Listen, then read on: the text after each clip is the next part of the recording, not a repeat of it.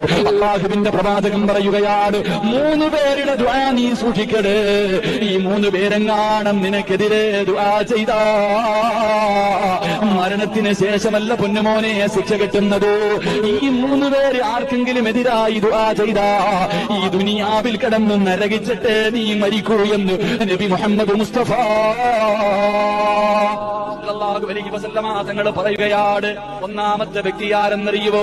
നമ്മുടെ പ്രിയപ്പെട്ട ഉമ്മയാ. ഉമ്മ നമുക്കെതിരെ ദുആ ചെയ്താൽ എത്ര വലിയ കൊലകൊമ്പനാണെങ്കിലും അനുഭവിക്കാതെ പോകില്ല ചെറുപ്പക്കാരാ.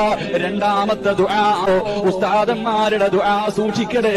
ഗുരുനാഥന്മാരുടെ ശാപം വാങ്ങിവെക്കല്ലേ, നിനക്കൊരു നല്ല യാത്ര കിട്ടില്ലെന്ന് നബി മുഹമ്മദ് മുസ്തഫ.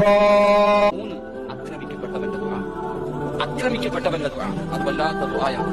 ആക്രമിക്കപ്പെട്ടവൻ മനസ്സ് നൊന്തിട്ട് ആരെങ്കിലും ഒരാൾക്കെതിരെ ദുആ ചെയ്താൽ